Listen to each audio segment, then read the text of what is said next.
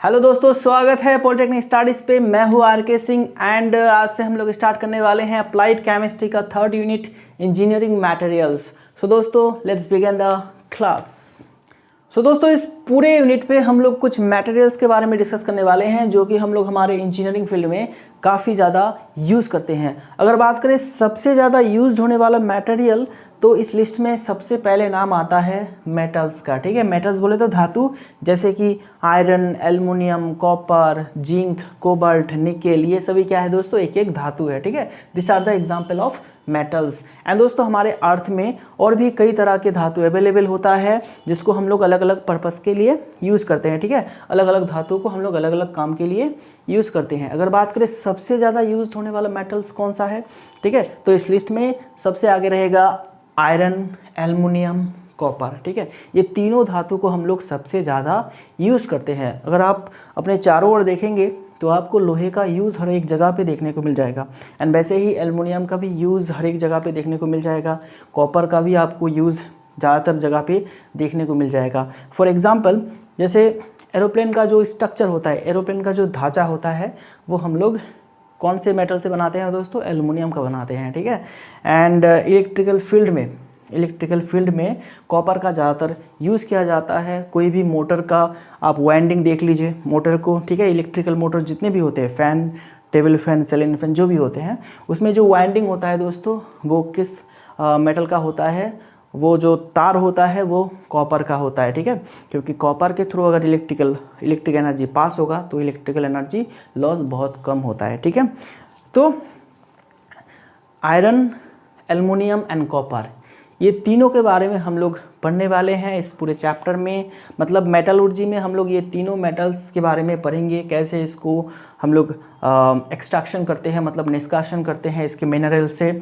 Okay, then सारे जो step by step, ठीक है, एल्युमिनियम, आयरन एंड कॉपर का जो निष्कासन का जो पूरा स्टेप बाय स्टेप प्रोसेस है वो भी हम लोग देखने वाले हैं। देन हम लोग बात करेंगे एलॉय के बारे में। एलॉय क्या होता है, देखो दोस्तों, एलॉय होता है कंपोजिट मेटल। ठीक है, एक दो या दो से ज़्यादा मेटल्स को अलग अलग प्रोपोर्शन में जोड़ के मिक्स करके अलग सा एक मेटल बनाया जाता है जिसको हम लोग कंपोजिट मेटल या फिर एलॉय कहते हैं। तो एलॉय क्यों बनाते हैं, इसका क्या वजह है, तो ये हम लोग आगे जानने वाले हैं जब हम लोग एलॉय को डिस्कस करेंगे। ओके, देन उसके बाद आपके सिलेबस में मटेरियल्स के लिस्ट में है पोर्टलैंड सीमेंट। ठीक है, सीमेंट भी हम लोग इंजीनियरिंग फील्ड में काफ़ी ज़्यादा यूज़ करते हैं कंस्ट्रक्शन के लिए। एंड उसके बाद आता है पॉलीमर्स, जैसे कि पीवीसी, नायलॉन, बेकेलाइट। ठीक है, देन उसके बाद और भी कुछ रबर हो गया। तो ये सभी जो मटेरियल्स है, ये सभी मटेरियल्स आपके सिलेबस में है एंड ये सभी मटेरियल्स के बारे में हम लोग इस पूरे यूनिट पे सीखने वाले हैं। ठीक है, अगर देखा जाए इंजीनियरिंग मटेरियल्स का जो लिस्ट है वो बहुत लंबा है, लेकिन आपके सिलेबस में जो कुछ भी है उन सब को लेके हम लोग डील करने वाले हैं, उन सब के बारे में सीखने वाले हैं। ओके, मटेरियल्स के लिस्ट को हम लोग कभी ख़त्म नहीं कर सकते। ठीक है, कोई भी चीज़ को हम लोग इंजीनियरिंग फील्ड में काम पे लगा सकते हैं, तो सिलेबस के थ्रू जाएंगे, सिलेबस में जितना ही दिया गया है वही हम लोग फॉलो करते जाएंगे। ओके दोस्तों, चलो तो आज हम लोग स्टार्ट करने वाले हैं मेटलर्जी। देखो मेटलर्जी क्या होता है, सबसे पहला चीज़ मेटलर्जी एक प्रोसेस होता है। ठीक है, या फिर हम लोग उसको साइंस भी कह सकते हैं। The process by which metals are extracted easily and economically from their ores and refining them to pure state is called metallurgy। Definition बिल्कुल आपके स्क्रीन पे शो हो रहा होगा, तो यहाँ से आप लिख सकते हैं the process bye which metals are extracted easily and economically from their ores and refining them to pure state is called metallurgy।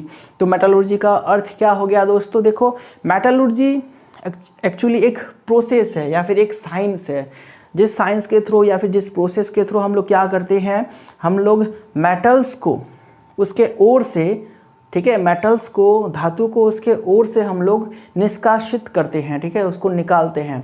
ठीक है, ये प्रोसेस हो गया मेटलर्जी। एंड ये जो प्रोसेस है निष्कासन करने का, ये बहुत ही ईजी होना चाहिए एंड इकोनॉमिकल होना चाहिए, मतलब खर्चा भी इसमें कम होना चाहिए, एफोर्ड भी कम होना चाहिए, तब जाके उस प्रोसेस को हम लोग कहेंगे मेटलर्जी। तो मेटलर्जी का डेफिनेशन याद रखिएगा, the process by which metals are extracted easily and economically from their ores and refining them to pure state is called metallurgy। and metallurgy में कुछ केमिकल ऑपरेशंस भी आते हैं, कुछ फिजिकल ऑपरेशंस भी आते हैं, एंड मेटलर्जी में ही हम लोग एलॉय के बारे में पढ़ते हैं। ठीक है, तो ये हो गया मेटलर्जी का डेफिनेशन। देन आगे चले आते हैं हम लोग मिनरल्स। मिनरल्स किसे कहते हैं दोस्तों? What are the minerals? देखो, the compounds of metals, the compounds of metal which exist in nature are called mineral। all mineral are not suitable for extraction of metals। Okay, देखो हमारे अर्थ में बहुत तरह के कंपाउंड्स अवेलेबल होता है जिसमें कि मेटल्स का कोई ना कोई कंपोजिशन रहता है, कोई ना कोई मात्रा रहता है। एक आप पत्थर उठा लीजिए, कोई भी नेचर से जो भी पत्थर मिलता है, ठीक है, पत्थर उठा लीजिए, तो उसमें आयरन का कुछ मात्रा हो सकता है, एल्युमिनियम का कुछ मात्रा हो सकता है, या फिर दूसरे कोई मेटल का मात्रा हो सकता है। तो हम लोग उस पत्थर को मिनरल कह सकते हैं, ठीक है, क्योंकि उस पत्थर में धातु का कुछ ना कुछ मात्रा है, ठीक है, कुछ ना कुछ अमाउंट धातु का उसमें है, तो उसको हम लोग मिनरल कह सकते हैं। लेकिन देखो, सभी मिनरल नॉट सुइटेबल, ठीक है, सभी मिनरल से हम लोग धातु को निष्कासित नहीं कर सकते, ठीक है, सभी मिनरल से हम लोग धातु को निष्कासित नहीं कर सकते, क्योंकि देखो एक पत्थर हमें मिल गया है, उसमें लोहे का मात्रा बहुत ही कम है। अगर हम लोग उस पत्थर से लोहा को निष्कासित करना चाहते हैं तो फिर हमारा जो खर्चा है वो बहुत पड़ेगा एंड बहुत डिफ़िकल्ट भी होगा प्रोसेस। तो उस मिनरल को हम लोग नहीं लेंगे, उस मिनरल से हम लोग लोहे को निष्कासित नहीं करेंगे। हम लोग वैसा मिनरल चूज़ करेंगे जिसमें से कि बहुत ही ईजिली एंड बहुत ही कम खर्च में हम लोग मेटल्स को निष्कासित कर सके। तो इस तरह का मिनरल को हम लोग कहते हैं ओर, ठीक है, ओर। तो सबसे पहले तो आप मिनरल का डेफिनेशन लिख लीजिए, the compounds of metals which exist in nature are called minerals. All minerals are not suitable for extraction of metal. अभी बात करते हैं ओर्स के बारे में। व्हाट इज ओर, ठीक है, व्हाट इज ओर। देखो, ओर का डेफिनेशन आपके स्क्रीन पे आ रहा होगा। Ore are those minerals, ores are those minerals from which metal can be extracted economically profitable way are called ores। ठीक है, मतलब देखो ores हम लोग किसको कह सकते हैं? जिस मिनरल से हम लोग धातु को बहुत ही सस्ते एंड बहुत ही इजी मेथड में हम लोग धातु को निष्कासित कर सकते हैं, तो उस मिनरल को हम लोग कहेंगे ओर। ठीक है, चलो देखो यहाँ पे हमारे पास ऐसे 3-4 पत्थर है, ठीक है, तो इसमें भी लोहे का मात्रा है कुछ, इसमें भी लोहा प्रेजेंट है, इसमें भी लोहा प्रेजेंट है। तो ये जो मिनरल है ABC, ठीक है, ये हमें ऐसे ही नेचर में मिल गया है। ऐसे हम लोग बाहर घूमने गए थे, 3 तरह के पत्थर हमें मिला, ठीक है, ABC। इन तीनों में आयरन का थोड़ा थोड़ा मात्रा है, ठीक है, तो ये तीनों को ही हम लोग क्या कह सकते हैं दोस्तों? मिनरल्स। ठीक है, इन तीनों को ही हम लोग मिनरल कह सकते हैं क्योंकि इन तीनों में ही आयरन प्रेजेंट है, तो ये तीनों आयरन का मिनरल हो गया। ओके, तो यहाँ पे लिख देते हैं मिनरल। ओके, ये हो गया आपका मिनरल्स। ओके, एक ही एल होगा, ये हो गया मिनरल। ठीक है, अब बात करते हैं हम लोग इन तीनों पत्थर में से हम लोग लोहा को निष्कासित करना चाहते हैं, लोहा को हम लोग निकालना चाहते हैं। ठीक है, यहाँ से भी लोहा निकालना चाहते हैं, यहाँ पे भी लोहा निकालना चाहते हैं, एंड यहाँ से भी, इस पत्थर से भी लोहा को हम लोग निष्कासित करना चाहते हैं। तो पहले तो इसको लेके हम लोगों ने करा, ठीक है, इसको यहाँ से हम लोगों ने क्या निकाला दोस्तों? आयरन निकाला। तो इसमें एक खर्चा आया हमारा, लगभग मान लेते हैं 1 किलोग्राम पत्थर से लोहा निकालने के लिए खर्चा आता है लगभग 1000 रुपये। ठीक है, ओके, एंड जब हम लोग इसको निकालने गए थे तो यहाँ से हम लोग 1 केजी पत्थर से लोहा निकालने के लिए ओनली 500 लगा। ठीक है, खर्चा हुआ ओनली 500, एंड यहाँ से इस पत्थर से लोहा निकालने के लिए खर्चा ओनली हमारा 20 रुपीज़ लगा। ओके, ठीक है। देखो, इस मिनरल से लोहा को निष्कासन करने के लिए खर्चा 1000 रुपये पड़ा, यहाँ से 500, एंड इससे अगर निकालते हैं तो ओनली 20 रुपीज़ में, 20 रुपये में हमारा काम हो जाता है। एंड ये प्रोसेस हमारा बहुत इजी प्रोसेस है, ये दोनों क्या है, डिफ़िकल्ट प्रोसेस है। तो इस केस में हम लोग कह सकते हैं कि ये जो जितने भी लोहे का मिनरल हमारे पास है, इसमें से सुइटेबल फॉर एक्सट्रैक्शन कौन सा है, मेटल एक्सट्रैक्शन के लिए सुइटेबल कौन सा है, ये तीनों में से सी नंबर, ठीक है। क्योंकि हम लोग इससे अगर लोहा को निष्कासित करते हैं तो हमारा जो प्रोसेस रहेगा वो इजी रहेगा एंड खर्चा भी बहुत कम रहेगा। तो हम लोग इस मिनरल को कहेंगे ओर, ठीक है। ये तीनों ही मिनरल है एंड ये ओर है, ठीक है। ये आपका ओर है क्योंकि इस मिनरल से हम लोग बहुत ही ईजीली एंड बहुत ही कम खर्चा में हम लोग लोहा को निष्कासित कर सकते हैं। तो ये हो गया ओर का डेफिनेशन भी फटाफट से लिख लीजिए दोस्तों। ये कुछ डेफिनेशंस है, कुछ बेसिक सा टर्म्स है जो कि आपको याद रखना है। What are the mineral, mineral किसे कहते हैं, ओर किसे कहते हैं, इस तरह के सवाल पूछा जाता है। एंड डेफिनेटली आपको इस तरह से सवाल पूछा जाएगा कि आयरन का कुछ मिनरल का नाम बताओ, आयरन का एक ओर का नाम बताओ, आयरन का ओर क्या है, एल्युमिनियम का ओर क्या है, ठीक है, एंड कॉपर का ओर क्या है, मिनरल कौन सा है। तो ये आपको पूछा जा सकता है। तो आपको इस केस में याद रखना होगा कि आयरन का ओर ये है, आयरन का मिनरल ये सभी है। ओके, ठीक है ना। चलो अब उसके बाद चले जाते हैं एक कॉमन सा सवाल, एक बहुत ही बेसिक सा सवाल।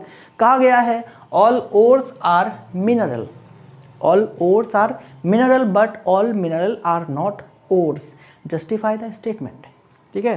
कहा गया है सभी ओर्स क्या है, मिनरल है, सभी ओर, ठीक है। ये तो ओर हो गया, सभी ओर क्या है दोस्तों, मिनरल है, लेकिन सभी मिनरल, ठीक है, सभी मिनरल ओर नहीं है। जैसे कि इस केस में हम लोगों ने देखा 3 मिनरल थे, ठीक है, 3 मिनरल थे, 3 में से सिर्फ एक ही ओर है, मतलब सभी मिनरल ओर नहीं होता।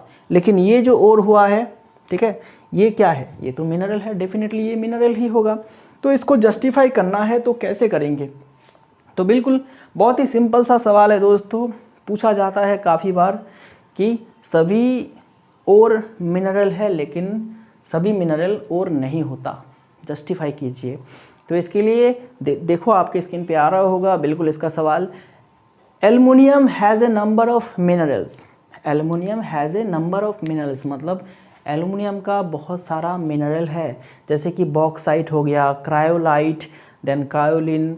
ओके, ये सभी क्या हो गया दोस्तों, ये तीनों ही एल्युमिनियम का मिनरल है, मतलब ये इस तीनों में, ठीक है, इन तीनों में एल्युमिनियम का मात्रा प्रेजेंट है। लेकिन but only bauxite is suitable for profitable commercial extraction of aluminium, मतलब इन तीनों में से सिर्फ बॉक्साइट से अगर हम लोग एल्युमिनियम निकालते हैं तो ही हमें प्रॉफिट मिलता है, मतलब कम खर्चे में ईजिली हम लोग निकाल सकते हैं एल्युमिनियम को बॉक्साइट से।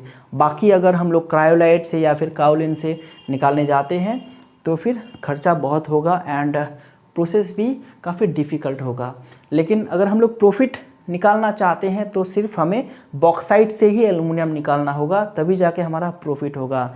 दस bauxite is ore of aluminium among all the minerals of aluminium, ठीक है। तो ये तीनों मिनरल्स में से बॉक्साइट बॉक्साइट से हम लोग काफ़ी सस्ते में काफ़ी इजीली हम लोग निकाल सकते हैं एल्युमिनियम को। तो बॉक्साइट क्या हो गया दोस्तों, एल्युमिनियम का ओर, ठीक है, एल्युमिनियम का ओर। सो thus we can say that all ores are mineral but all minerals are not ores, ठीक है।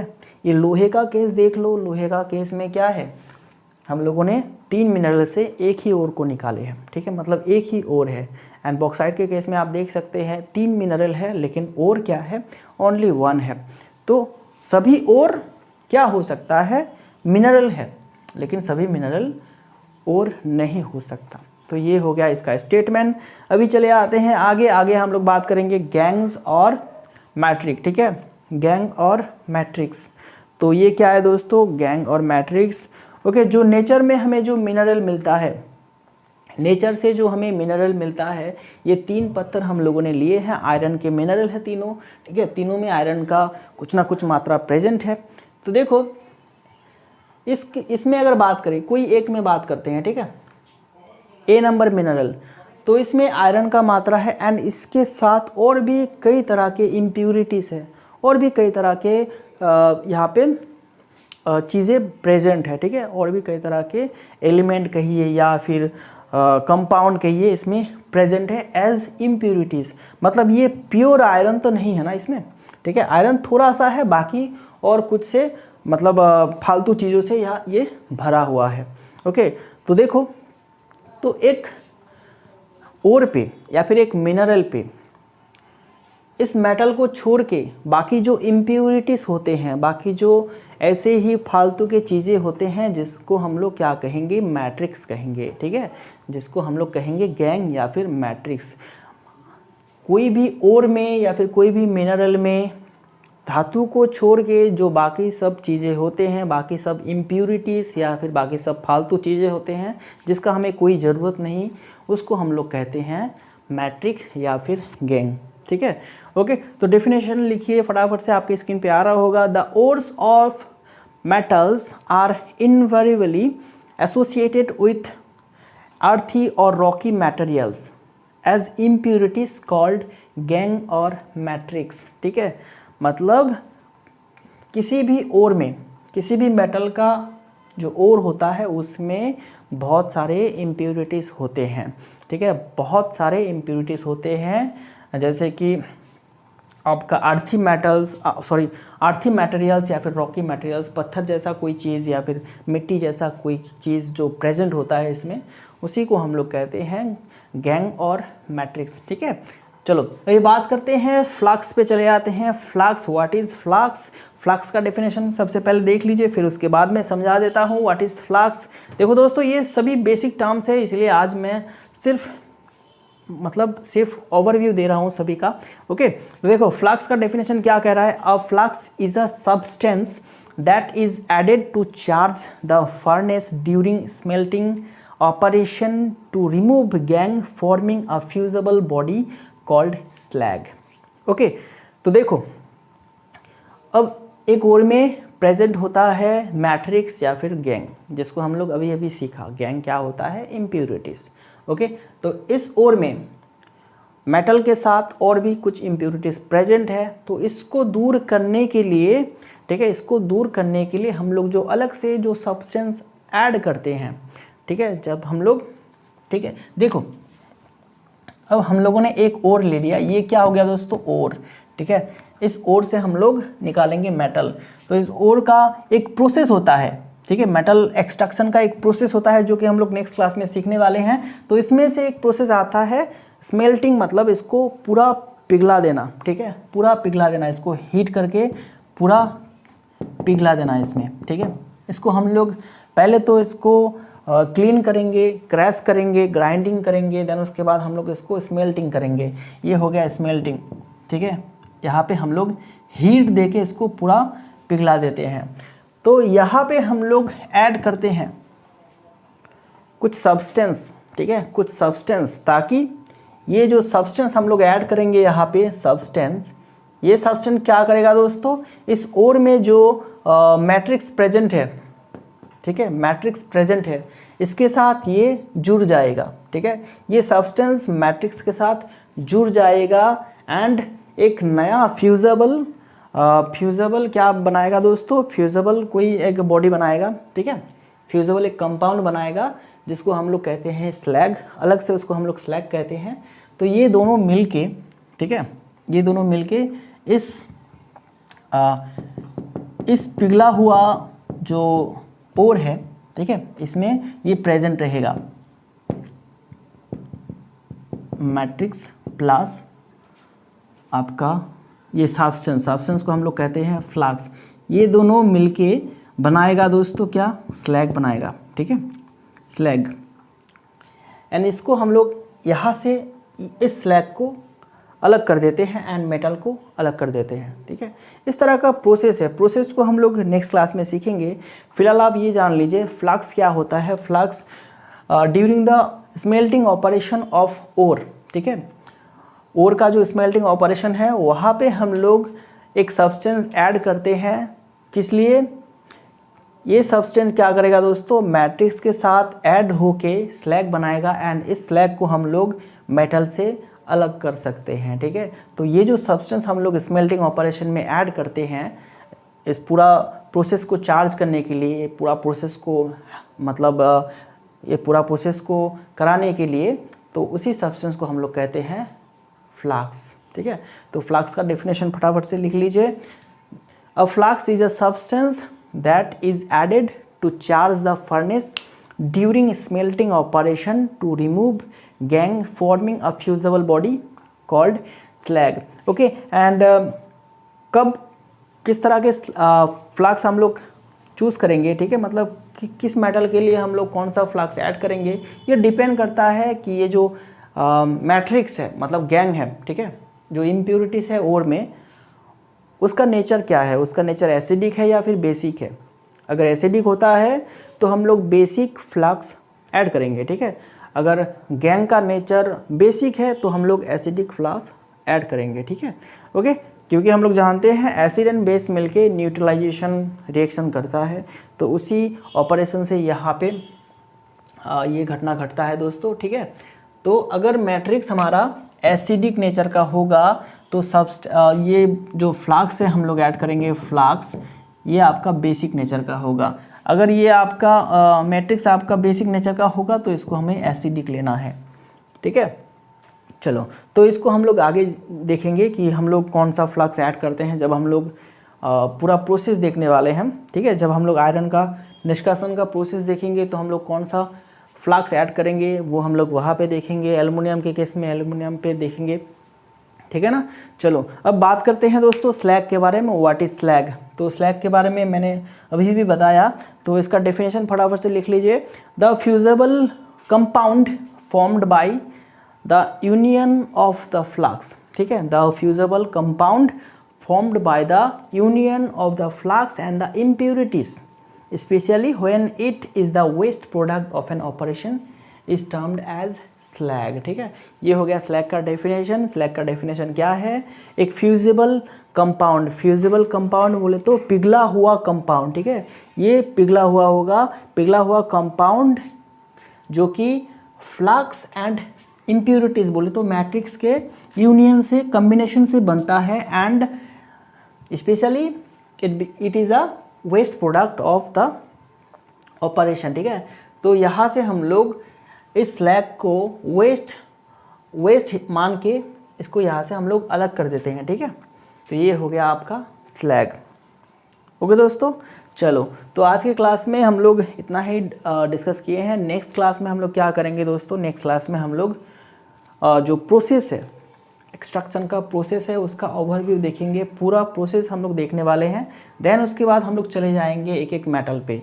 पहले तो हम लोग एल्युमिनियम या फिर कॉपर का एक्सट्रैक्शन देखेंगे, देन उसके बाद दूसरा मेटल, तीनों ही मेटल का हम लोग एक्सट्रैक्शन प्रोसेस अलग अलग क्लासेस में देखने वाले हैं। एंड क्लासेस में जल्दी देने का कोशिश करूँगा, ठीक है।